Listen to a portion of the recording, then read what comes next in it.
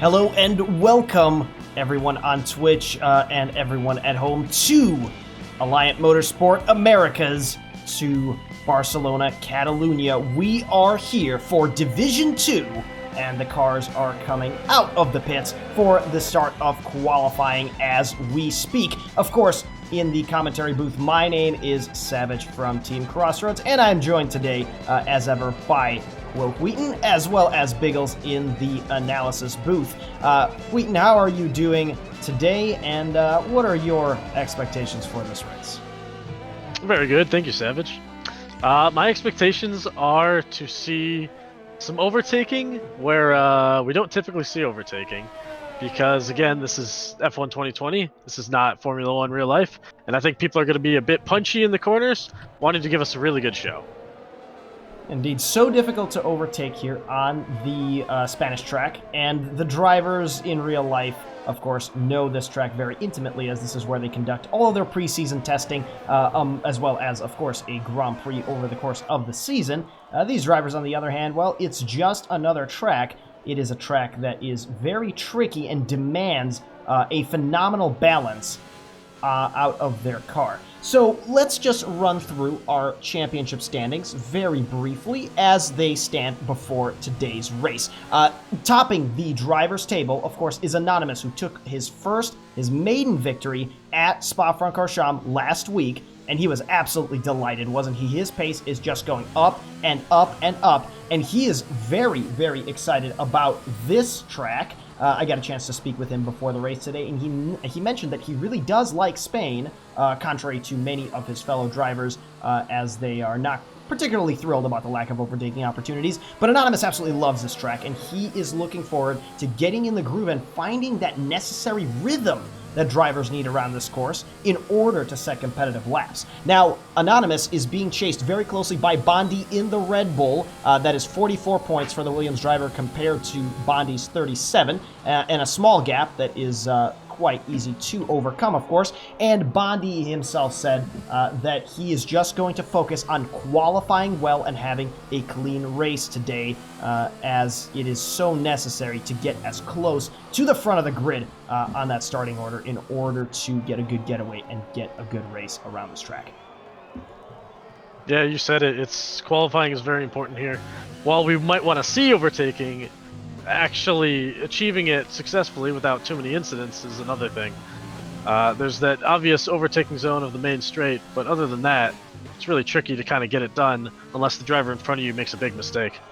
And with tracks that are so teeming with, very, very tough corner exits and dirty air, as well as high-speed turns, we do see the drivers getting a little bit unconventional in the braking zones, trying to catch their rivals off guard, and that oftentimes does result in collisions, so the chances of a safety car are quite high today. But from my own personal experience on this track, another way to get a cheeky overtake here and there is to catch a driver off guard. For instance, let's take a look at the sequence of turns 7, 8, and 9.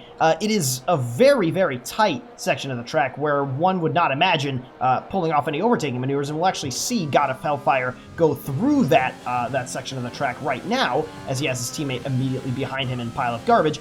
Here, you don't expect to be overtaken or to overtake somebody, but if you put your overtake on in between these two corners, you can actually get a jump onto the inside line of the tricky turn 9. So different strategies that enable drivers to differently target their opponents to surprise them and to potentially get a position where one would not expect them to do so. G'day guys. Have I managed to make it to the track on time? Well, better late than never, Biggles. Is that right? How's it looking out close to the tarmac out there? How's the weather? First of all, ¿cómo estás? Muy bien, gracias. Muy bien. Muchas gracias. Tú eres español perfecto, señor. So, Stevie Gaming, well, I'm going to give a little shout out to our Twitch, everybody on Twitch. Stevie's back again, the number one fan, I believe. He's the number one AM Twitch fan. He's committed to every race.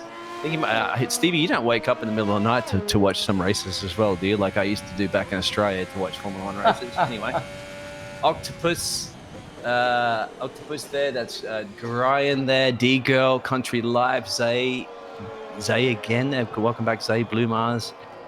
who we got? We also have a ton of people all screaming out for the fans of multi-sub. So a lot of multi-sub fans that have arrived to Spain. So grab your tacos and your burritos. It's going to be in for some exciting racing. Exciting indeed, and multi-sub entity, of course, looking to improve his result from Belgium just last week. Still no points on the table for the Red Bull driver, but the Red Bull team sitting in second position in the constructors' standings. Williams with 70 points, Red Bull with 62, and it is just an absolute chasm to the next team. That is McLaren with 33 points. So Red Bull Racing feeling quite confident as multi-sub entity just clips the apex of turn 2 a little bit too tightly, and unfortunately that is already his lap invalidated, and he has 11 minutes and 30 seconds to get back to the pits and try to do at least 2 more runs. Yeah, you mentioned a second ago that McLaren has 33 points, Mercedes and Racing Point also have 33 points. It is a 3-way shootout for that championship to try to catch up to Red Bull and Williams. A very, very accurate observation, and tight as ever between those guys, as well as Ferrari in 6th with 22, and then AlphaTauri, Renault, Haas, and Alfa Romeo behind them in that order. Every team having points on the table, crucially, so that is very important. And many of our drivers all the way down to 15th position having points in the first opening couple of races as well.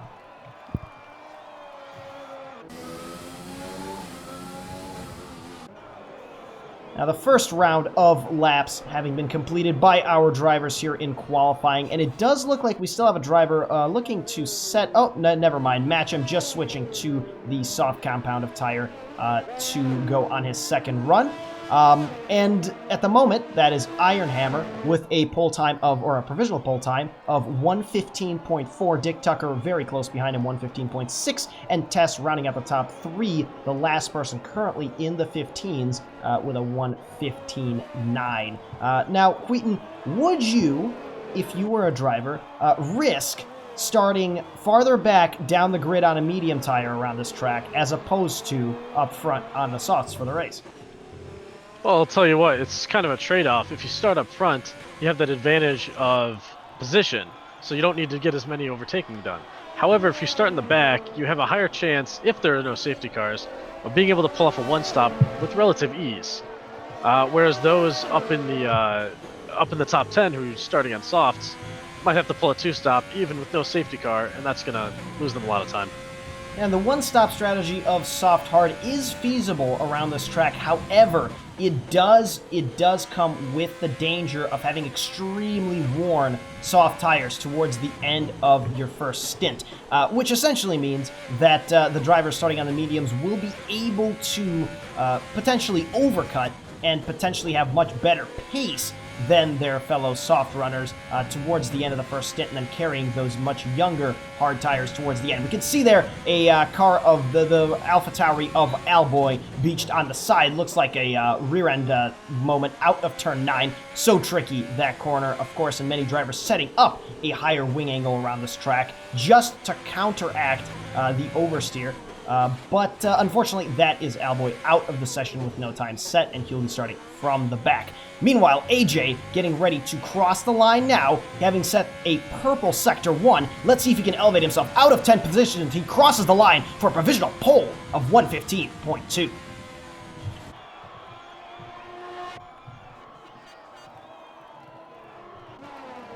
Going on board here with pile of garbage in, oh my goodness, in the McLaren, as he appears to be moving backwards for a brief second there in the third sector. And of course, pile of garbage occupying the 4th position in the driver's table with 28 points. His nearest rival, Camel, immediately in front with 32, and then Arcraft chasing him closely behind with 26 points. Vinicius with 25, and Dick Tucker with 25 as well, closely behind him. And I got a chance to speak to our McLaren driver as he goes on his hot lap before the race, and he mentioned that his primary goals for this Grand Prix are to make fewer mistakes and to get more practice in before the races. He's very confident in both his dry and wet setups for this track, but he does have some concerns about rear end traction out of turns 4 and 9. Turn 4, of course, what he's about to go through on his hot lap. Yeah, looks like he's making those turns stick pretty well. Ooh, just as he locks up into the hairpin. But up until that point, looks like his lap was pretty nifty. Nice and calm and controlled, and we'll see if he does do that slight confidence lift through turn 9. He does. Look at that. His throttle pedal just lifting ever so slightly to avoid running too wide or to avoid snapping out the rear end, but he is still 3.5 tenths up on his personal best at the moment. So the multi-stub fans are filling the grandstand. Multi-sub must feel like he's Max Verstappen with basically a dedicated grandstand just full of fans, all there waving his sign. So, and also we have Pile of Garbage has a bunch of his fans in there as well. We have Zay there supporting the Renault drivers. So, yeah, that's what's happening down in the pit lane, and that's what's happening in the Twitch world. A great camaraderie amongst the Renault crowd, and we're just going to see if we can get those replays to work. No, it just doesn't seem like we can for whatever reason. Our apologies for that. That's the second day in a row that those aren't quite working out the way we want, but we did just catch on the live camera Pile of Garbage snapping out the rear on exit from the chicane of 14-15, and his car just redirecting him right back into the pit lane instead of finishing his hot lap. Very unfortunate, but he still has 6 minutes to rectify that error. This is very tight in qualifying. Only 1 second separates the top 10, and beyond that, it's all very close as well. Every lap you can put in here in qualifying definitely counts. Now the two Mercedes at the moment looking quite comfortable in 3rd and 4th position. Of course, Mercedes looking to advance in the Constructors' Championship, but Kamel currently in 3rd position in the running, only about 12 points behind the championship leader, so a good performance will enable him to make some ground up in that battle. Of course, one of his nearest competitors, Anonymous, is directly in front of him on this qualifying table at the moment, so he's going to have to find some more pace out of somewhere. At the moment, the top 10 drivers being separated by only about a second, so good density of results at the moment, but AJ definitely looks like he's running away with it for the time being. So it's just a shout out there to the Pile of Garbage #1 fan, which, believe it or not, is his mother. So no pressure from Pyle. He has his mother sitting in the grandstands there, obviously with a big banner waving a sign there going, yep, I am your #1 fan. She actually has commented there on Twitch saying he has no throttle discipline. So there you have it. But we're very glad to see the whole fans of Pile of Garbage and obviously his mum as well. So this is awesome to see this, and I hope you enjoy the race. Super stuff. Definitely great to see the Pile of Garbage fan club back in action this race. We had quite the rivalry between those guys and the multi-sub entity grandstand last time around, and we'll see which of those two drivers comes out on top for this race. It looks like Pile of Garbage currently sitting in the pits thinking of fitting the medium compound, and that might not serve him too well as he's in desperate need of improving his lap time. Starting outside the top 10 around this track is not a forgiving exercise for sure.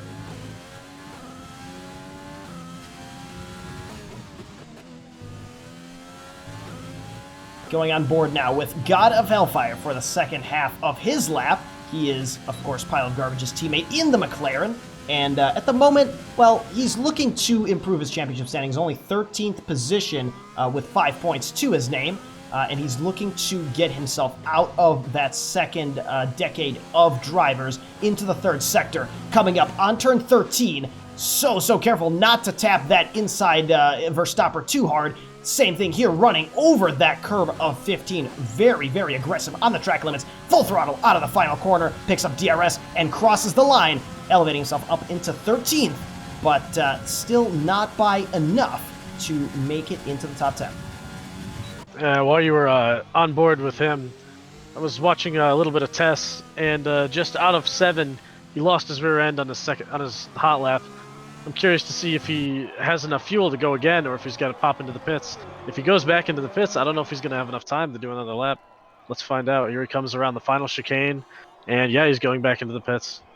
Diving into the pits. Now, Tess is still fairly comfortable out in sixth position provisionally, so there is a possibility that his starting position won't be too terribly affected. However, the density of results immediately behind him very, very tight, of course, with Matcham with a 1:16.1, Arcraft with nearly an identical time, and of course Bondi on his outlap at the moment looking to improve.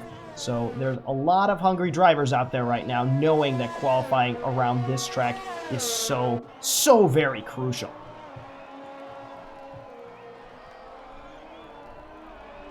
Shout out to everybody. Who's going to be your pick of your drivers? What is their trifecta going to be? So if you're betting, and obviously it's only virtual betting, I do not recommend betting with your own money. Let's just bet virtually. We need a trifecta pick from our Twitch fans there. Number 1, number 2, and number 3. And you'll get the reward of being the king of picking a race result. And it's almost unfair to ask this around Spain, a track where it is so easy to pick up track limits and validations through a number of these corners. But we're also taking guesses for who will take the FedEx penalty award for this race. Of course, that is the driver with the greatest number of time penalties at the end of the Grand Prix. So please submit your guesses in the Twitch chat for that as well. Matcham, meanwhile, in the Haas, crossing the start-finish line and letting off on the very last little bit there, short by only about 0.07 of a second. And it looks like we have a Alpha Tauri doing some interesting off-roading there in the at the start of the second sector. That is the Sheriff, and he retires from the session. A little bit dangerously, though. His car is positioned right on exit of turn 4, and hopefully he manages to move out of the way of the Renault. There he is. And Tess, of course, on an outlap right now, but I am not going to make it. Yeah, it doesn't look like that's going to be the case. It's only halfway through the lap. He needed another 15-20 seconds. Yeah, we've seen the sheriff, obviously being the sheriff in town there. Who's the deputy there to the sheriff, or was the sheriff not the deputy there of the two teammates there? Can't quite see too much there. But there's some great drivers here. Matcham as well has a lot of fans out there. Come on, Matcham running in P9, definitely got some more pace there. Lundy, this is going to be interesting as well. So qualifying is now over, and everybody has to get across that line and make those magical numbers go as high as you possibly can. And precisely on board at the moment with Kamel, who just set a purple Sector 2 on his own set of soft tires and doing a double apex through turn 12, just running out a little bit to come back on himself. So tough to hook up this last sector, revised, of course, from the previous year to better reflect reality. Oh, nearly losing his rear end coming out of the penultimate corner, keeping the foot down, though, through the final turn, and he's going to cross the line into third position, down by about 0.3 against the leader's time. Very unfortunate, as that rear end twitch may have cost him pole position. Anonymous comes across the line, weaving his car every which way. He's not going to improve. And now it's down to Bondi to challenge for a top 4 starting position. We'll see if the Red Bull driver is going to be able to. No, he is not. He's going into the pits. And that looks like the top 10 settled. Now, that's actually all of the drivers settled, as Ironhammer is the last, it looks like, to go into the pit lane. So there you have it. This is the qualifying protocol as it currently stands, with all the drivers having crossed the start-finish line, and that is Ironhammer in pole position. And of course, he will be very, very happy with that, with only 10 points to his name at the moment. AJ splitting the front row with the Mercedes driver, and Kamel completing a Mercedes sandwich of sorts in third position. Our championship leader, Anonymous, with a 1:15.3 in fourth position, missing out on third by only 0.04 of a second. That is the tightness we like to see here on Alliant Motorsport. Dick Tucker in fifth position, AMA Bondi in sixth, Arcraft in 7th, Tess in 8th, Matcham in 9th, and Jetty rounding out the top 10. Now, we're going to take a look here to switch to the drivers' best tire compounds, the tire compounds for the best lap time, and that is Pile of Garbage in 11th, starting on softs, or rather, qualifying on softs. He's going to be the first of the drivers that gets a pick for his tire strategy. Cirillo immediately behind, followed by the Sheriff, God of Hellfire, Smiz, Anok, Big Luvens, Multi-Sub Entity, and Alboy, of course, who crashed out early in the qualifying session. Yeah, it looks so tight between these qualifying results. Only 1/10 separates the top 5. And then you can see down the field, the next 3 are only separated by a little over half a tenth. 11th through 13th separated by less than half a tenth. This track is crazy close, and I can't wait to see what they can do in the race.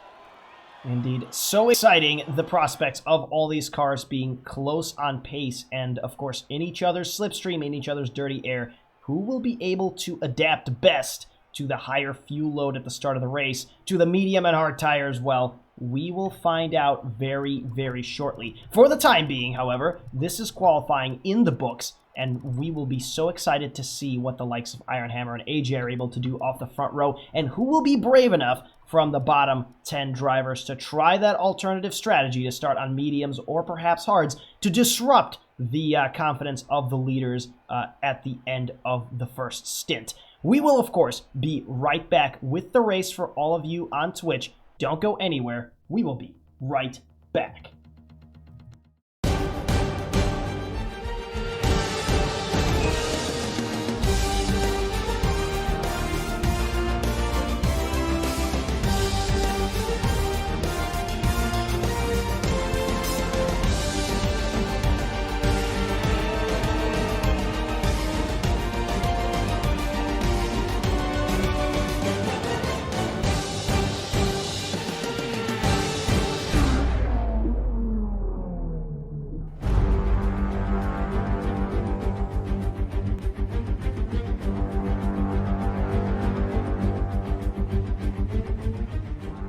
Welcome back to sunny Catalunya. This is the Spanish Grand Prix on Alliant Motorsport Americas Division 2.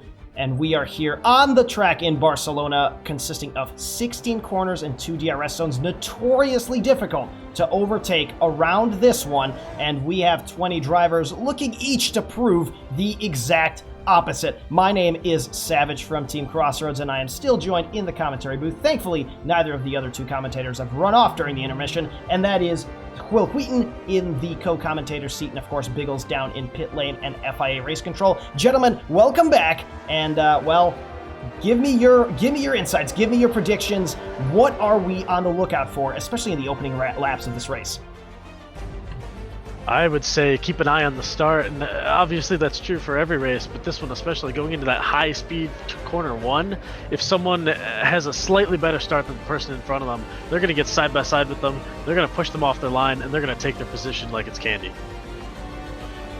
Yeah, exactly right. Glad to be with you guys down in the pit lane again. So as you can see, all the cars, there's only one track, all the cars are out on their formation lap at the moment. I saw them all exit there. They all waved to Jeff as they departed the pit lanes, all ready to get those tires nice and juicy and hot. And yes, it's going to be a matter of keeping your important carbon fiber bits attached to the front wing and so forth, side pods and ring wings, and keeping those tires and the car putting in the right direction. That's going to be the key. Safety cars, I guess, might happen. Here's predictions there from Ascent for Loss there, safety car lap 2. Let's get all the safety car predictions in, but there's going to be a thriller, and we all know there is some serious pace on this grid. Many of the drivers from our bottom 10 electing to pursue that alternative strategy, starting on the medium tires, and that is going to be very crucial. That safety car might impact whether or not they'll be able to climb high in this race or not. But of course, crucially, all of our drivers are going to need to keep themselves in one piece, as Biggles mentioned, through the opening couple of corners, especially in the back of the pack, because front-limited tracks like Barcelona, Catalunya cater to the hard compounds of tires, especially later on during their stints. So crucially important, of course, how our drivers at the front will be able to manage their soft tires as they get older. But at the moment, as the cars are all coming to their grid spots on the start-finish straight, everything is set for the start of the race, a start that can determine so much in this Grand Prix. The lights coming on now. We have 3, 4, 5, and we are off. for the Spanish Grand Prix. All the cars now getting underway. A lot of smoke coming out from the back runners and very, very clean starts. Now AJ getting all over the back of Iron Hammer's Mercedes into the first corner. They go side by side, nearly making contact, and the Mercedes driver just eking his way out around the outside, but unable to challenge AJ. Right as you were saying that, it looks like Kamel just tipped the side of Anonymous, and Anonymous has spun round, and he's now running in last place. Yeah, dead last. Unfortunately, I'm seeing a migrating host there, Arrow. Is that correct? That is just on your end, actually. I believe we are still live. Okay, great. We are still live, and side-by-side moments through turn number 5 for many of our drivers here, still trying to sort out their spots on this track, and we have a massive collision there through turn 7 and 8, and that is the McLaren of Pile of Garbage absolutely stricken there on the outside of the track. The Mercedes of Iron Hammer retiring from the race. Wow. Oh, you hate to see it. No safety car called just yet. We're still racing. Oh, that's a safety car, my friend. That is a safety car, yep. Oh, you're right. That was a chaotic start to the race, and unfortunately, Anonymous and Pile of Garbage getting caught out in separate incidents, and Iron Hammer, of course, starting from pole position, and now his race over before having completed even a lap. Meanwhile, our greatest victors from this start, Enoch coming up, Enoch coming up 7 positions as multi-sub-entity ascends 7. And the Sheriff, I'm not sure if this is, there is a lot of cars in the pits actually, and we will look to see. That must be a lot of damage and a lot of front wings being repaired, as well as a lot of drivers switching to the medium tires early, giving up the track position in an effort to get on a better race tire. Is that replay working again, or is it still not? I believe we are replay-less for today, unfortunately, and I am not entirely sure why, but we will get to the bottom of it before the next broadcast, for sure. I should plug in the right cable, I guess, next time. Sorry, I keep mixing and matching those cables. It's the purple one, Biggles. It's the purple one. It's the purple one, okay. So, crucially, at the moment, we have Rcraft staying out in front on his soft tires, multi-sub-entity as well, not pitting and staying out on the softs as well, but everyone else in the top 10 drivers of this Grand Prix sporting the medium tires, and these are drivers that started on that compound, and they're getting essentially free track position at the moment. The cars towards the bottom of the grid, we have Bondi and Kamel fitting the hards, and gentlemen, do you think that they'll be able to take those to the end of this race? That's a tall order. Honestly, those hards are they're gonna get slower and slower, and you're not gonna be able to make up the time that's worth it to keep those on. They might not puncture, but you're gonna lose more than a pit stop in the course of those next 30 laps. And if that prediction comes true, then that is quite possibly our bottom 10 running drivers that are now in the top 10, the ones that managed to avoid the chaos and the contact through the opening lap. Well, those guys may have just seen their race revived and their chances increased that much more as they now find themselves in control of this one. Yeah, I believe the multi-sub fans are cheering at the moment there. Multi-sub is up at a P5 and got a P5 there. I'm not quite sure they're switching between them two. And I believe we're joining the commentary box there too with Iron Hammer. So what happened there, sir? Had a great qualifying, and I just got to trigger happy on the exit of turn 5, I believe it is, and just drifted straight into the wall. Nothing I could do. Well, that is so unfortunate for you, having, of course, that phenomenal pole position in qualifying. Tell us a little bit about your wheel-to-wheel action with AJ there in the first couple of corners. Yeah, I really didn't want to get spun into turn 1, so I backed off, let him, and he stuck his nose in there, so I just tried to avoid contact as much as possible, even though I was entitled to the corner, and I sort of let him pass, and then I just tried to follow him as close as possible. Could it be possible then that the dirty air from the Ferrari in front of you could have caused that rear end of yours to slip out by any chance? It might have. Also, I had an extra 10% of wear on my softs. No idea why, but I ended the lap with 6%.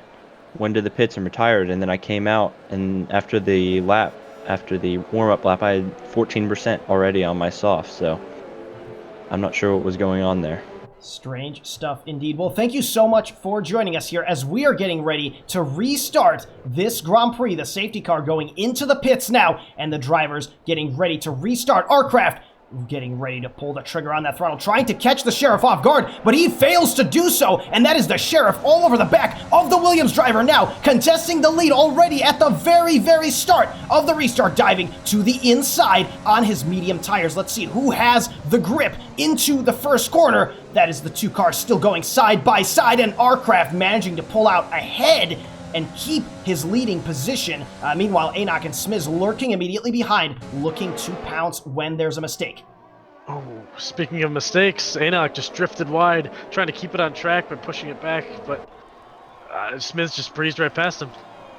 And Multi-Sub NC getting very, very close as well behind the Alfa Romeo driver. Of course, the Red Bull having those soft tires on the car, and this will be crucial for the exit that this driver is going to be able to get out of turn 9, all over the back of the Alfa Romeo. But let's not underestimate the extreme amounts of dirty air on this track. Now it's a drag race, no DRS for either car, and the Red Bull moves to the inside on entry into turn 10. And he is still side by side here with the Alfa Romeo driver, and Enoch being able to keep that position for the time being at the very least. Is that pile of garbage there? I'm seeing a little bit of a mix-up there between AJ, Dig Tucker, and pile of garbage. Is that for squabbling out for P10? It certainly is. Too wide moment for those two. The McLaren driver actually going into the pits. That is pile of garbage. That is not a very convenient time for him to pit on those mediums that are only 3 laps old. And Multi-Sub Entity now launching another attack onto Enoch into the first corner, looking a little bit more confident on exit from 2, and he just breezes away. Meanwhile, Enoch is now in the clutches of God of Hellfire, running a little wide through that long right-hander of turn 3, and he is going to be able to heave a sigh of relief as the McLaren driver is unable to mount an offensive into turn 4, now occupied with Big Luvins and the Williams of Anonymous right in his rearview mirrors. Yeah, looks like pile of garbage had wing damage. Pitted, got new mediums along with a new front wing.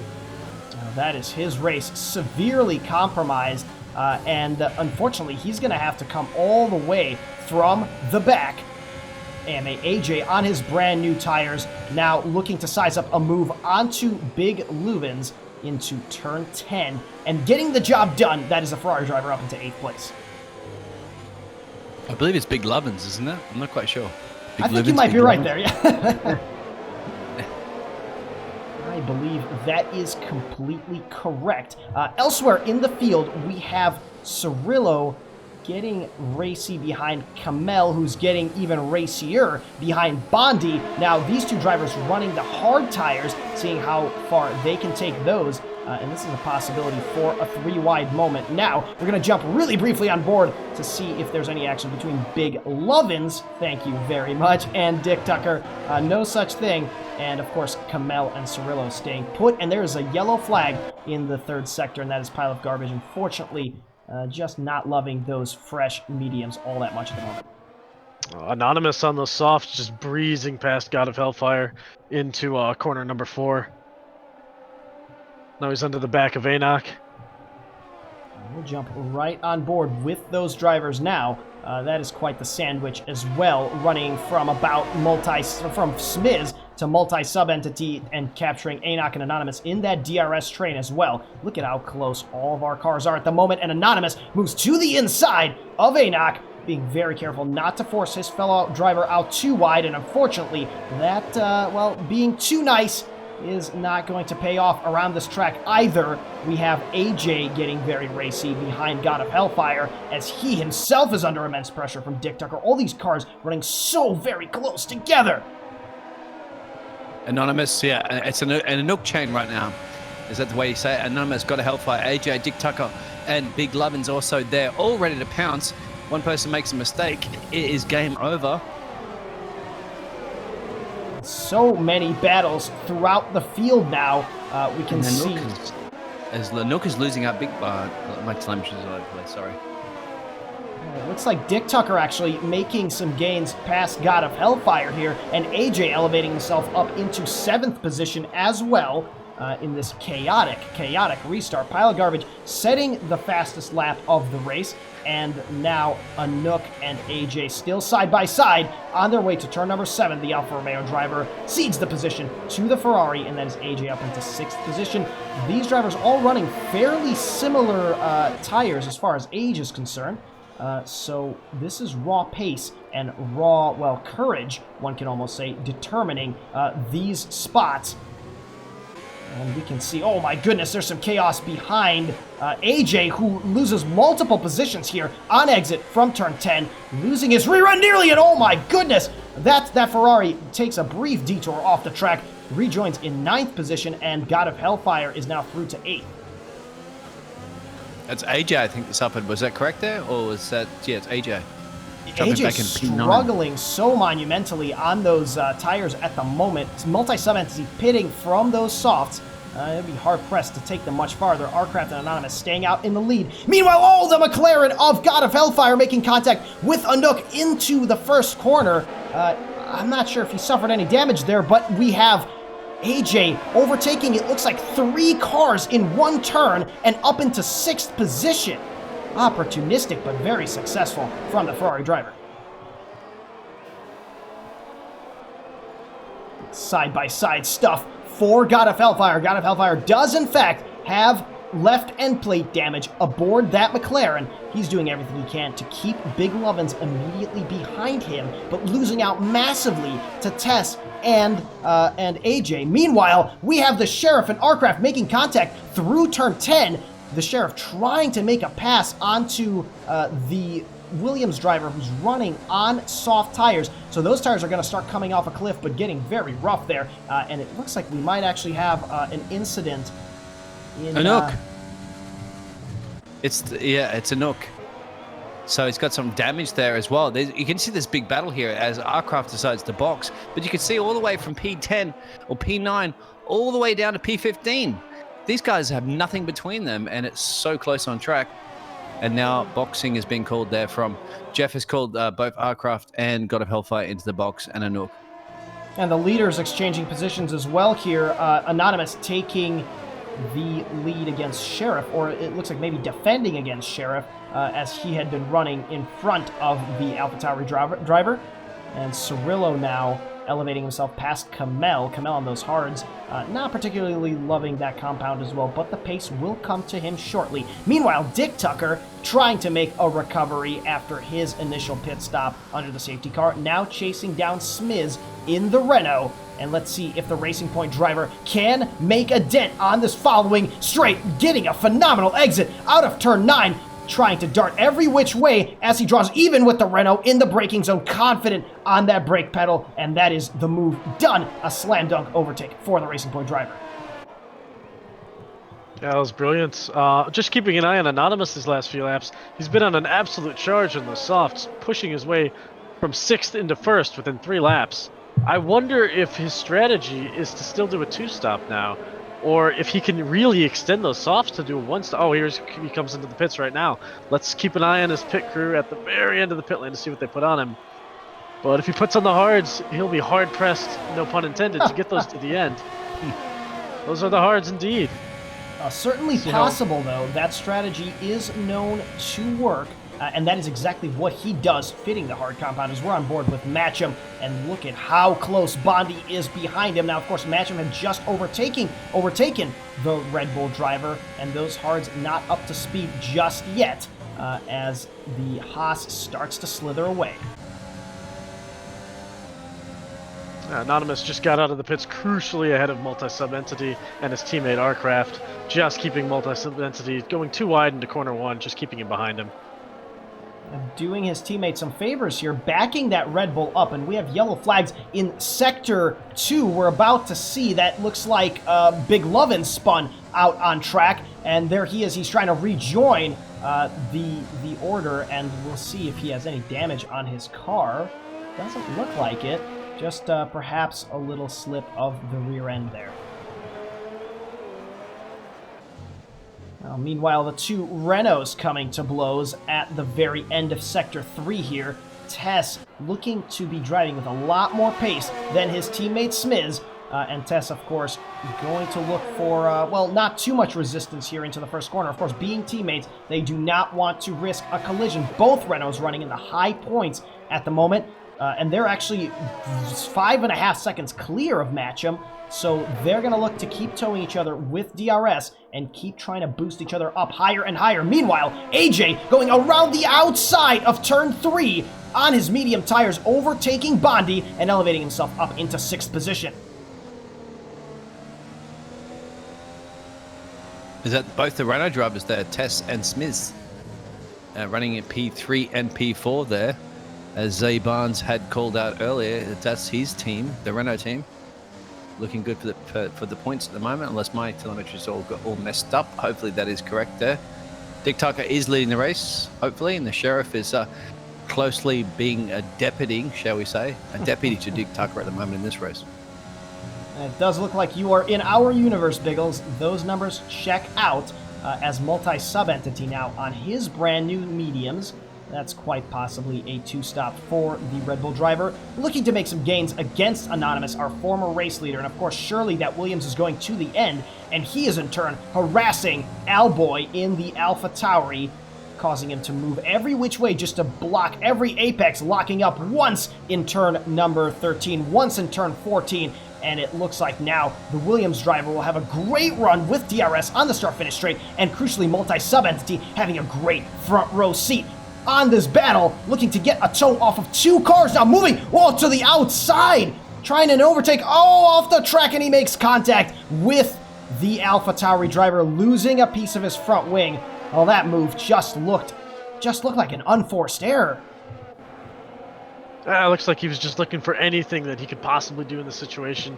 You know, it's so hard to try to get an overtake done on someone who's currently being overtaken.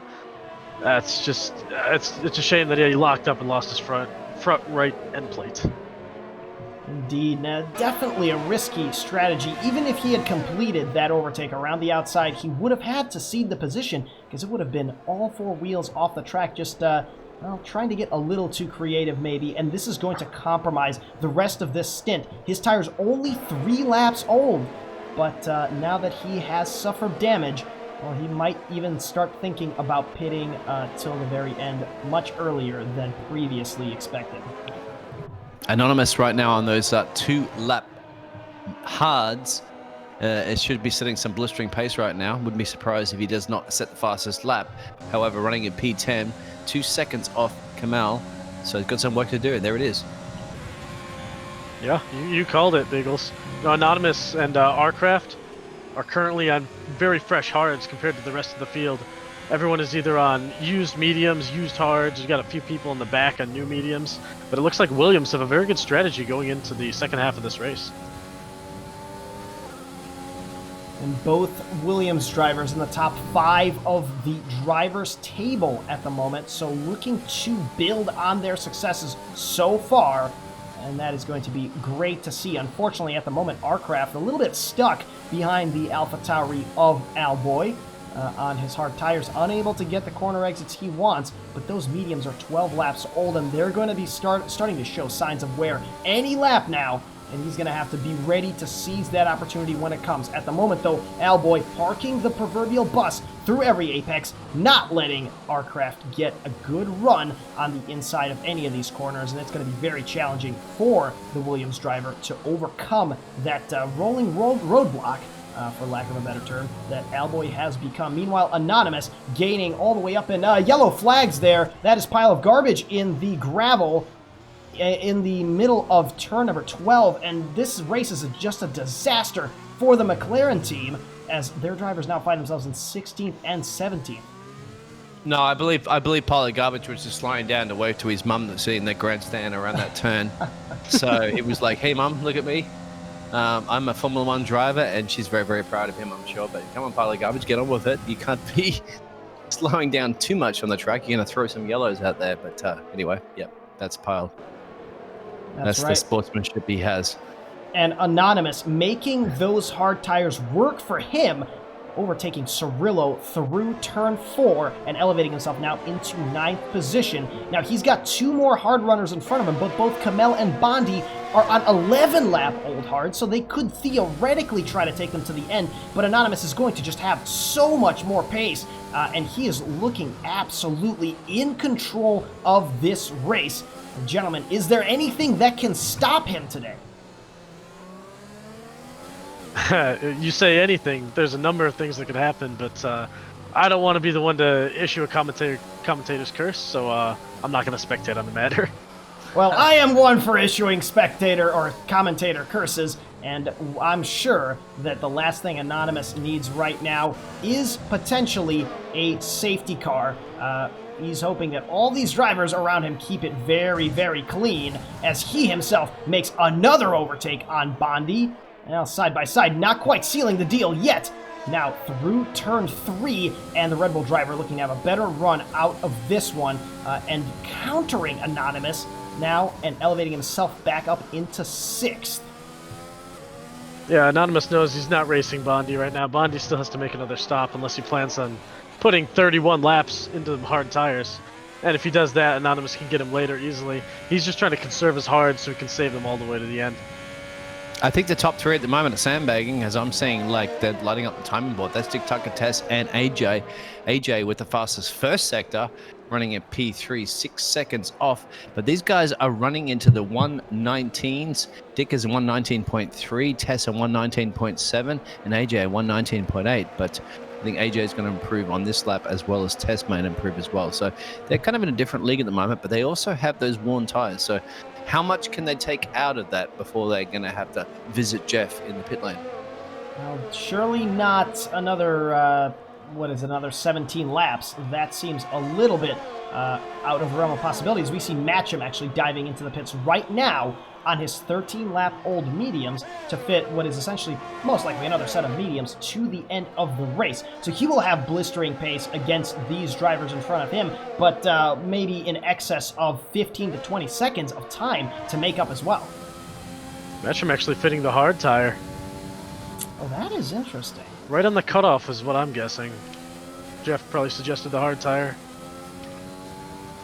That is very odd. You can definitely take a set of mediums to the end. As the cars are getting lighter and lighter, of course, there's much less heat going into the tires as they try to change the car's direction through all these corners. Much less inertia working against that rubber. But, well, it looks like Matcham maybe just choosing to be safe rather than sorry, fitting the hards to the end. And that is going to compromise his pace against some of his rivals here. I'm guessing Dick, Tucker, Tess, and AJ are going to try to eke it out long enough to be able to fit those mediums to the end. And if you do come and visit the Biggles down the pit lane, I will give you the drink. So don't worry about that, Kimmy, or every other driver. The drink will be provided. So it'll get you through, as we're about almost just over the halfway point of this race. So yeah, don't come visit me anytime. The gloves and the steering wheel, Biggles. The gloves and the steering wheel. Anonymous looking to counterattack. Bondi moving to the outside of the first corner. The Red Bull driver locking up his inside front. But it looks like finally the Williams has sealed the deal, or has he? We'll have to see. Getting a great run using all that clean air out of turn 3, and that is indeed Anonymous into 5th position comfortably and confidently. Country Life on Twitch has just said that Matcham tried to qualify in those mediums, but they were used, so we only had one set of mediums, so we had to take the hards. There you go. Thank you very much there, Country Life, for the feedback there from your driver Matcham. Superb insights, and that is so unfortunate that just running out of tires was the Haas driver. But nonetheless, we are sure he will still have plenty of pace on those brand new hards compared to some of his rivals in front of him. Meanwhile, Sheriff and Smiz running a brand new set of hards as well, following their pit stops, of course, and they'll look to make some gains. That's Sheriff 4.9 seconds behind Artcraft, which is the nearest car on an older set of hards to him. And AJ now going into the pits in his Ferrari. Let's see what his mechanics bring out for him. That is another set of mediums. And I gave him the drink. It was really quickly. He didn't see it, but he got the drink, and he also has those fresh mediums, so he should be set in that Ferrari. to see where he's going to slot out there at the moment. I think the Sheriff's going to get past him. Yes, he does. But, it's going to be a little bit of a battle. No, he should be comfortably there behind the Sheriff and remain in P8. And just in front of Smiz and Jetty, who are themselves having a grudge match into the first quarter. The Racing Point driver locking up on the apex, but keeping it around the outside of turn 2 to get that better line through 3. The Renault driver has to slot in behind. We'll see if he can issue a counterattack going nearly 4 wheels off the track on entry to turn 4. But that is Jetty into 9th position, now on a older set of hards, so perhaps we'll see a counterattack from Smiz in the next couple of laps. Yeah, we see AJ coming out 32 seconds behind the leader. The leader is pitting now. That still leaves him approximately 16 seconds behind Kamel, which is about 15 seconds behind Anonymous. Can those mediums make up 15 seconds on some used hards over the next 14 laps? I don't know. Well, only time will tell. Now, crucially, we'll have to see where Dick Tucker and Tess come out now from their pit stop. Dick Tucker just on pit exit now, and Tess following immediately behind. And that is AJ all the way at the start of the straight. So these guys do come out immediately in front. The undercut not quite working just yet. But we'll have to see how the situation develops. All these drivers will have a lot of cars to overtake on a circuit that is not necessarily made for overtaking.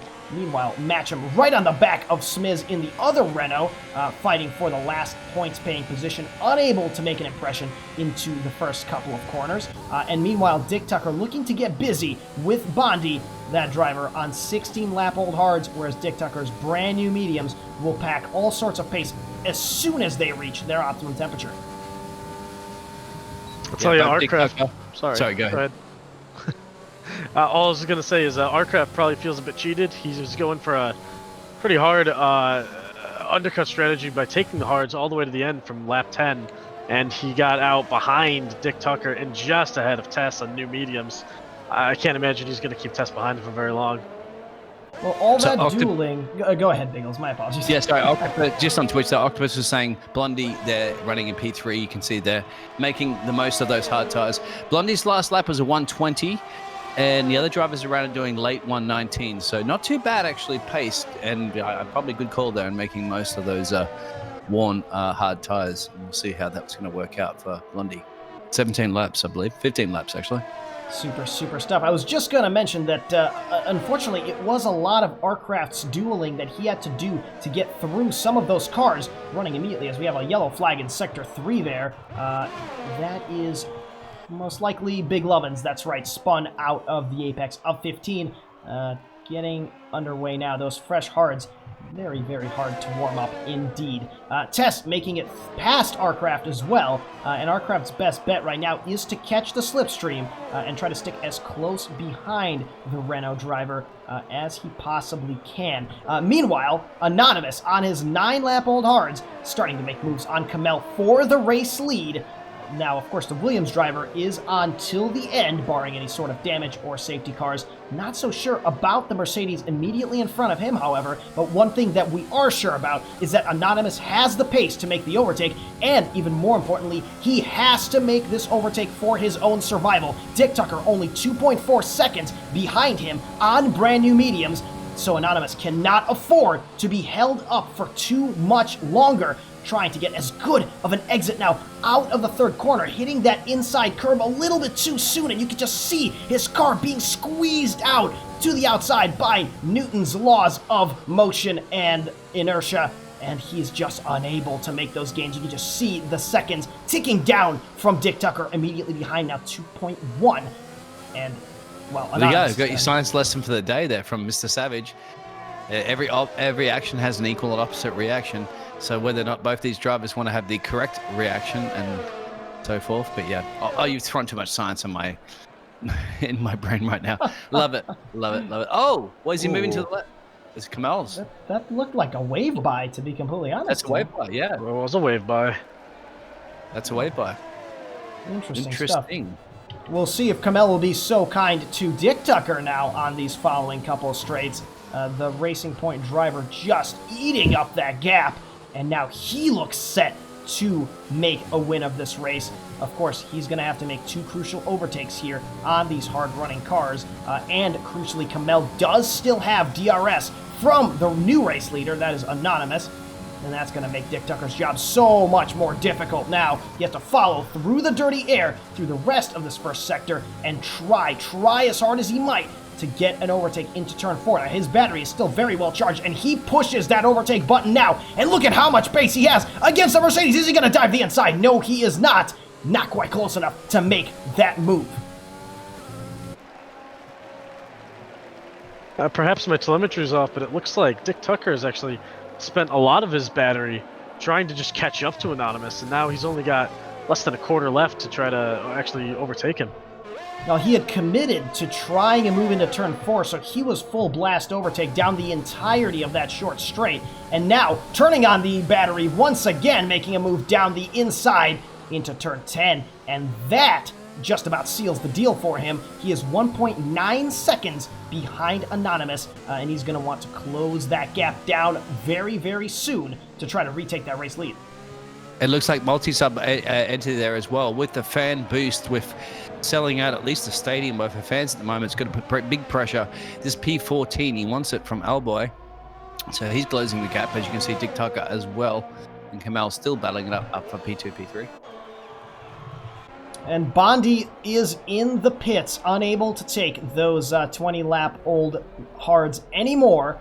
With 10 laps to go, surely the Red Bull driver will fit a soft set of tires to the end, and we'll have to see if Kamel, currently in 3rd position, will follow suit. Well, only time will tell, of course. Meanwhile, multi-sub entity getting very, very close to the back of the AlphaTauri of Alboy. Alboy not having the best race this time around, and look at this, the Red Bull driver not even using the slipstream, lining up around the outside. No battery left on board his car, just DRS, and very late on the brakes into the first corner, and he makes it work around the outside, elevating himself up into 14th position. Yeah, listen to that. Listen to the crowd cheer for multi-sub. It's almost like he's almost in the same car too that Max Verstappen is. So, think about being in a Red Bull, isn't it? Getting all the fan boost behind you. So, good for him. Other battles that are on track there, as you can see there too, with his teammate Bondi further up there into P12. He's ready to get past the Renault driver. I'm sure that Zay Barnes, their fellow Renault supporter, is probably wanting to be stepping out of the room right now and hoping that's not going to occur. But I'm sure the Red Bull team and Christian Horner will be very happy to see that happen, as only a matter of time. It looks like it's made that work. Now the Renault driver getting so squirrely on exit of 15, also going deep into 10, just getting 4 wheels off the track there. But that's not going to stop him as he lines up right behind the Renault of Smiz and just blasts through on the start-finish straight. Not much the Renault driver can do to counter that, and that is Bondi beginning his ascent back up the order. I was going to say Bondi didn't have the best exit out of 2, but Smiz just running understeering at the end of that because those hards are just starting to fall off. I say fall off, but they're hards. They just understeer naturally.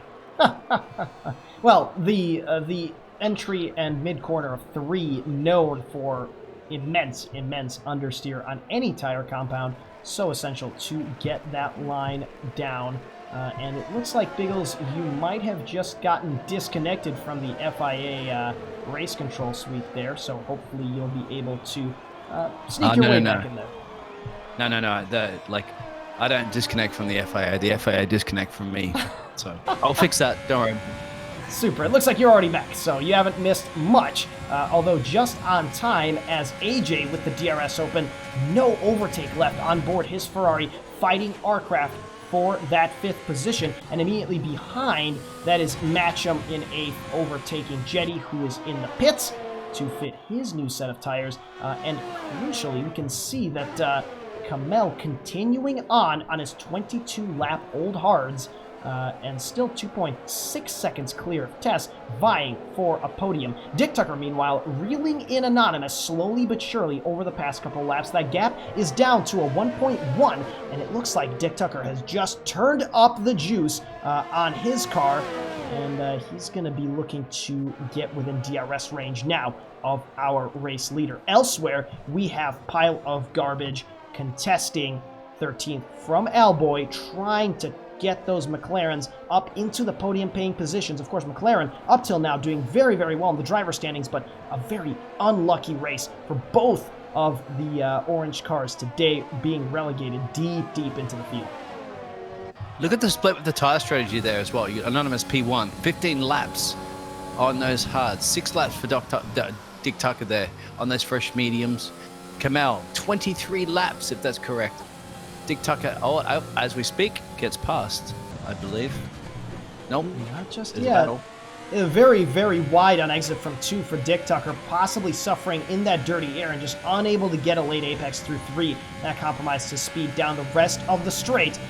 Unlike that, though, AJ getting a phenomenal exit and getting so close to the back of Arcraft, nearly colliding and collecting the rear wing of the Williams with him. That Safina sponsor board surely is worth something on eBay, but he's got bigger fish to fry. He wants to get into the top 5, and that tends to pay a little bit more than some salvage from the racetrack. Immediately behind in the wheel tracks of Arcraft, look at how much speed he is carrying on the apex of 9. Practically on rails is the Ferrari. He lines up side by side with the Williams, being forced to the outside of the track into the hairpin of turn 10, and that doesn't seem to bother him at all as he goes 4 wheels off the track on exit, but seals the deal and takes 5th position. Look at P2, Dick Tucker must be ready to line up this as well. This is mediums versus softs. It's probably going to be a matter of time right now. Anonymous is running those tires a very, very long time. Can he make it to the end? Obviously, Dick Tucker will have the fresh compound, but there, a spoiler surprise, Anonymous has a 3-second penalty and Dick Tucker does not. So he's in a comfortable position right now for the Racing Point driver. That is interesting. You might wonder whether he's even going to take his chances for an overtake for the duration of this race.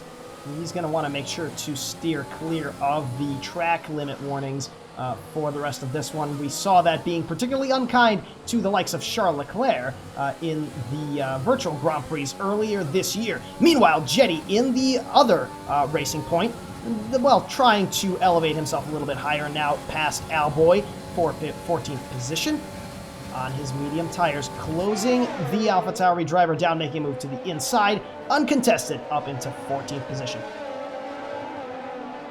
Yeah, 18 runners. Sorry, go ahead, please. All I was going to say is Dick Tucker seems to get closer and closer to Anonymous, but just out of that final corner and all that dirty air. Honestly, throughout the entire lap, all that dirty air is just wearing his tires. He just doesn't have the grip advantage over Anonymous that he would want. And they get to the starting line and they burn through their battery, and then that's it. He can't get that overtake. So if what you said is true about the penalties, then all Dick Tucker has to do is stay within 3 seconds of him for the next 5 laps.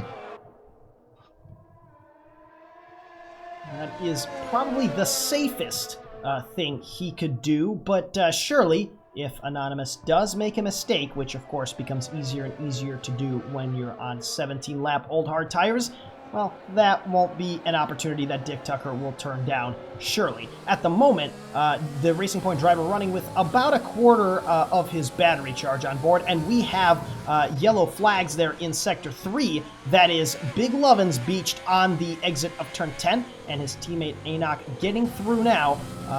No stoppages of the race yet, however, and that hazard is cleared quickly as the Alfa Romeo driver gets back up to speed. Yeah, speaking of used tires, Tess is closing in on Kamel, who has 25-lap old tires. See how those hards are holding up. Looks like they're doing okay, but Tess is surely sneaking up behind him. Fastest lap at the moment is P5 of Arcraft, but he has 6 seconds penalties as well, running on those really hard tires. So, who's going to make that gamble and do a little pit stop dive in there and try to get that bonus point that you can get from the fastest lap? Because at the moment, Arcraft is looking for that FedEx. Actually, no, I'm incorrect. That's Blondie looking for the FedEx award. Time penalty award, shall we say. But yeah, lots of battles going on track right now. The DHL fastest lap award, that's the real one. That's the one that actually exists. Oh, and there's a collision between Jetty and Pile of Garbage in turn 10, just getting side pod locked into one another, and that is a lot of lost time for both the McLaren driver and the Racing Point driver as well, and that is unfortunately them, well, suffering a lot of damage there in their battle. No points lost, however, because no points were on offer for 15th position, but still unfortunate to see those drivers make contact. Meanwhile, back on board with Tess, who is definitely, as you guys are saying, getting closer and closer to Kamel. Of course, the Mercedes driver running 26-lap old tires, so surely Tess will have so much excess grip trying to switch back the racing line and doing so brilliantly, getting a perfect exit out of turn 10, and that is the Renault driver up into the podium positions.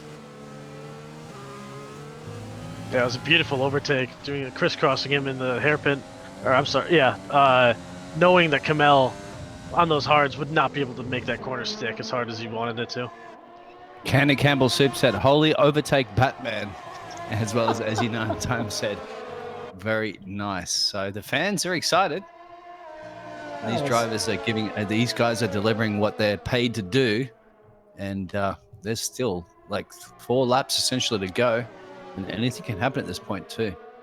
And it looks like Jetty following your advice there, Biggles, and coming out of the pits on a brand new set of softs. He will have a time of 118.0 to beat on his hot lap in order to take away AJ's extra point for the fastest lap. Of course, running in 18th position, he won't be able to pick up a point for the achievement, unfortunately, as that is only available for the drivers in the top 10. Meanwhile, multi-sub entity overtaking Cirillo now for 11th position, and he's going to have a gap of 7 seconds to make up in order to get into the points, barring, of course, any penalties here. Meanwhile, Dick Tucker running out a little bit wide there on exit from 12, clipping some gravel, keeping it on the road, but losing a little bit of ground to Anonymous, maintaining that DRS zone gap still, and crucially 9.8 seconds to Tess. Won't be troubled at all by the Renault driver for the remainder of these the 3 laps. Multi-sub could do it if he gets close enough to. Blondie has the FedEx time penalty award at the moment, as I mentioned earlier. The 9 seconds, yes, in running in P9, so he likes those 9s. Multi-sub is 6 seconds behind Smith, and who's 4 seconds behind, so it's going to be really close there. But if he wants points, he just has to bring it a little bit closer, and Blondie will actually, unfortunately, may drop out of the points. It's a shame he'd be taking away Red Bull's only point and giving it to himself, so not a big change there. But good on him for at least pushing and trying to get that point. And some interesting pictures here as we see the top 2 still very well locked in their battle for the lead of the race. But then Jetty, who's a lap behind, now unlapping himself on the brand new soft tires, vying for the fastest lap of the race, and seeing how their pace compares. Jetty is a little bit faster than our leaders, but judging by the wear on their tires, I would almost wonder if he will be able to take that fastest lap. He does! 118.067. That is 2 thousandths of a second faster than AJ's time of, oh my goodness, and that is Anonymous conceding his first place as well, nearly colliding there with Dick Tucker in the first corner. He's got to worry about Anonymous as well. He's got 6 seconds penalties, so Tess has 3. Unless Tess can try to pull something out of the bag and do a last lap Lando, shall we say, I think Anonymous might be still okay there, even with those 6 seconds penalties, because further down the road, there is, as you can see there on the screen, 10 seconds that Tess is behind. Tess has 3 seconds penalties as well, so Tess is going to be in trouble from Kamel running in P4, because Kamel does not have any penalties. So Kamel potentially on a podium here if he can keep within that 3-second crucial range of the Renault driver. Well, what Kamel is not going to enjoy seeing is that bright red blip in his rearview mirrors as AJ getting so carried away with chasing the Mercedes driver for 4th position, running wide on exit from turn 9.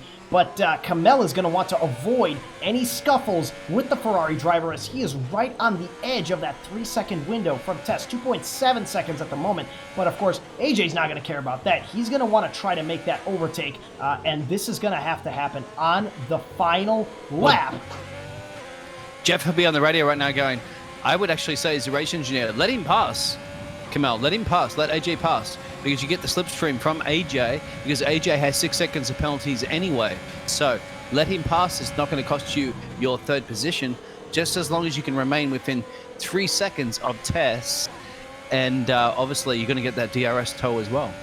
Well, that is the exact opposite of what is happening at the moment, as AJ is barely maintaining that 3-second gap, and Kamel, crucially, unable to close down, the Ferrari driver and the Renault driver as well. Meanwhile, our the Ferrari leaders... driver has 6 seconds, sorry. Yeah, so the Ferrari driver cannot finish in the P3 at the moment, but Kamel can if he can keep 3 seconds to test.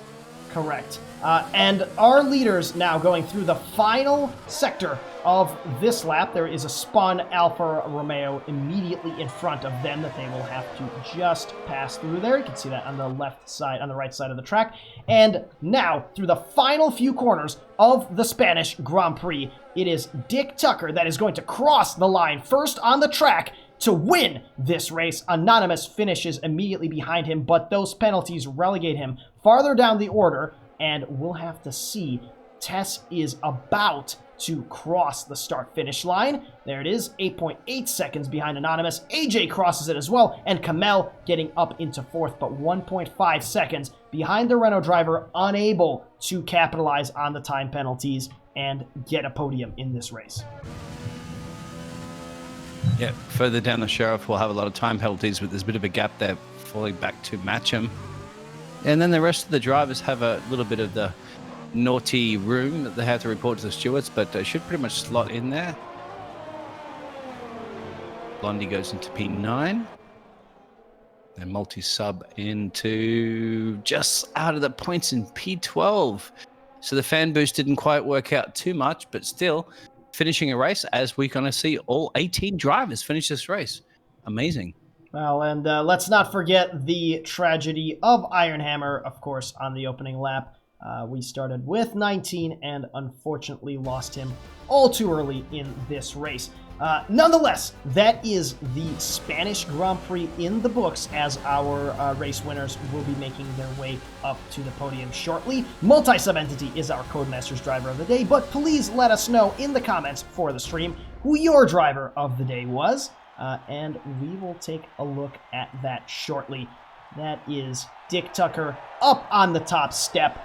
He's going to be delighted to be able to make some substantial gains from his 7th position in the driver standings, up, and up into the top spots there. And of course, Anonymous crucially securing further his championship lead against his nearest rivals in Bondi and Kamel, and Renault getting up on the podium once again this season. And there you have it. The running order, or rather the stopped order, now that the race is over, is as follows. Dick Tucker, Anonymous, and Tess, as we mentioned, in the top 3 positions, and then immediately behind them, Kamel, AJ in the Ferrari, Arcraft in the Williams, Sheriff and Matcham 7th and 8th, Bondi and Smiz rounding out the top 10. Immediately behind them, Cirillo, multi-sub-entity, coming so close to the points, but just a little bit short. Pile of Garbage in 13th, Owlboy 14th, God of Hellfire 15th, Anook 16th, Jetty 17th, Big Lovins 18th, Iron Hammer failing to get through the first lap, and unfortunately that is the final spot of the standings for him for this race. Now, we will get to setting up the interviews here with the heroes of this race, so don't go anywhere. We will be right back with the drivers and their thoughts on this phenomenal Grand Prix. Don't go anywhere.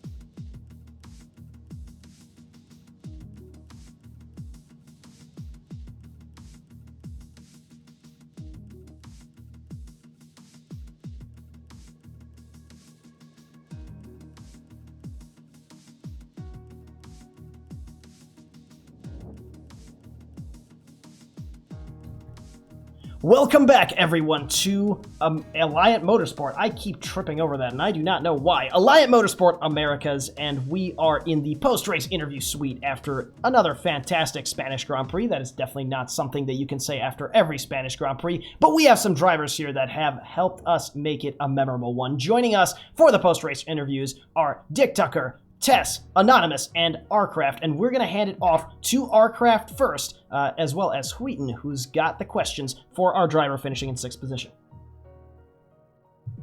Welcome, Arcraft. So 6th position, probably not exactly where you wanted to be, but still pulling out a pretty good strategy there and taking a hefty haul of points for Williams today. How does it feel doing that? I believe you did a one-stop. How did those hards feel near the end of the race? Yeah, I guess Williams decided that we were going soft hard this week no matter what, even though the safety car could have changed it. They just didn't let me come in. So by the end of the race, those hards were probably close to puncturing. Really surprised they survived that last lap. I got to improve. I think I've been out-qualified by my teammate and outpaced in every race, so I'm kind of on the bubble. Wish me luck, I guess.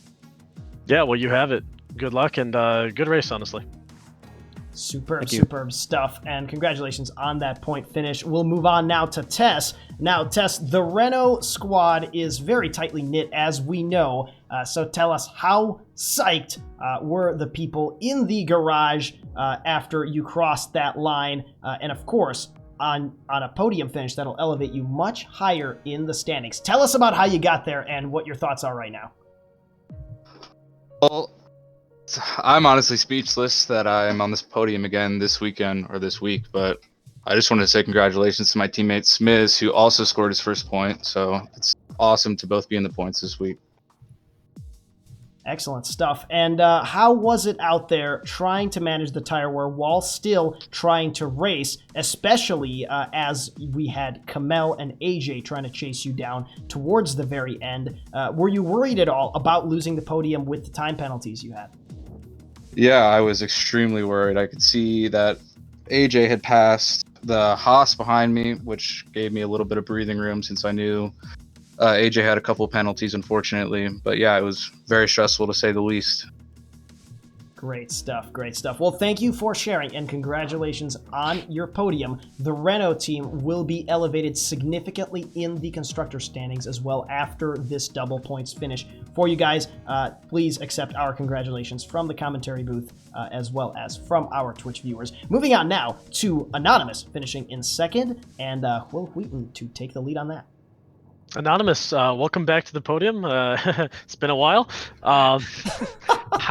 So near the end of the race there, we know you had a penalty. I believe your combatant on field also knew you had a penalty. Let's just say you didn't have that penalty. Do you think you would have been able to keep the race leader, Dick Tucker, behind you in that last few laps? No, I didn't let him go. I was determined to finish first on track. I was trying everything I could. I had saved up all the ERS because I knew he was coming, and it just ran out at the end. And, yeah.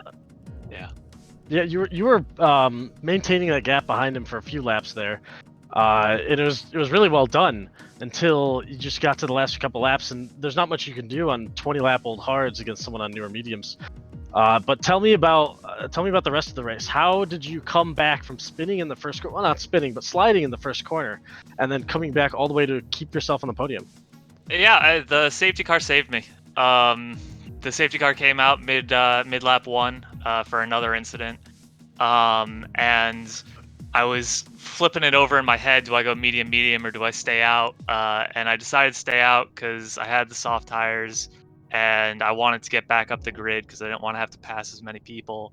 And then came in P9, and the softs, and with the pace that I have on this track, I was just passing people and making quick work of the grid. Came out, put the hards on, and then had 2 more hard runners ahead of me, and dispatched them. And then it was just a war of attrition, which I lost. Well, that war was certainly close. Honestly, when on the second half of your soft stint, you were just charging through the field, overtaking everyone left and right. It was damn impressive, if I do say so myself. And then coming out in hards, it's just a shame you had that penalty. It's a shame that you couldn't keep Dick Tucker behind you. But either way, 2nd place, Williams pushes way far ahead in the standings, continues their lead. Congratulations on your podium. Thank you. And now, our race winner, Dick Tucker. Congratulations, sir, on returning to the top step. You are, of course, no stranger to taking home the big trophy. But tell us, what was it that was your key to success in the race today? Well, keeping it out of the wall was one large one. I saw a lot of people go off at the awkward uphill left, the little left right. And then after that, it was just trying not to. The racing was so close in the first few laps, especially on the restart after the safety cars, like absolute chaos. I really thought I wasn't gonna make it to the end, and then after that, it was just consistency on the laps and trying to then pass Anonymous. Absolute insane. I really didn't think I was gonna make him past it. I was running on 0.4 laps of fuel, so I had almost nothing to play with, and my ERS was completely depleted, and somehow I still made the pass with my teammates' help, which GG's to him. Bit of crappy luck, but that's racing. So yeah, really happy to win, and good job to everyone. Absolutely. And was it at all difficult to drive there with your teammate kind of phasing in and out of you guys at various points during that lap? Of course, he was on a bid to set the fastest lap of the race, which he did by 0.02 of a second. But do you think that affected at all your battle with Anonymous? It did a little bit, but through subsequent races, I've gotten used to trying to look past and through the ghost and focus on the line as much as possible. And I told them, you get one lap to try to pass, and if you can't, well, sorry, but you got to stay back. And eventually he got it done, so good for him. And he also gave me a little bit of DRS, which was very helpful. So yeah. Super stuff. Well, congratulations to you once again on the race win, and that'll elevate you quite a bit from previously occupying 7th position in the championship. Well-deserved and a phenomenal drive. And now we have our new favorite quote from maybe a sci-fi thriller that Alliant Motorsport can start. You must look past the ghost. Brilliant stuff. So, Biggles, Wheaton, what are your takeaways from this race? We saw quite a little bit of action. Did it surprise you that we got such a treat on the Spanish circuit, or are we just used to it here with Alliant Motorsport Americas? Well, I'm surprised I only got to drive the safety car once, but I actually didn't get to drive the safety car this time around. It was only one safety car, and I believe no virtual safety cars, if I'm not mistaken. So if you have that amount of close action, there was so much close action racing, and not many race incidents, even though there was so much action. That's goes to show the level of skill that these drivers have, and could keep us entertaining, and also the huge amount of fan support that they have. Like, this is just they're ticking all the boxes of what makes an exciting, fun race. And if we can see this sort of things continue, then wow. I mean, like, why would I want to watch anything on television or watch anything on Netflix when this is great? So much again, I appreciate that. And yourself and Wheaton there have just rocked the microphone again up in your air-conditioned commentary booth. That's great Thank stuff. you. And before Wheaton offers his take, actually, Biggles, if I could send you on a hunt through the Twitch comments to see if anyone had voted for their driver of the day as well, we'd love to hear it, and we'd love to share it with the world. Wheaton, on to you, though, in the meantime, for your verdict of this race.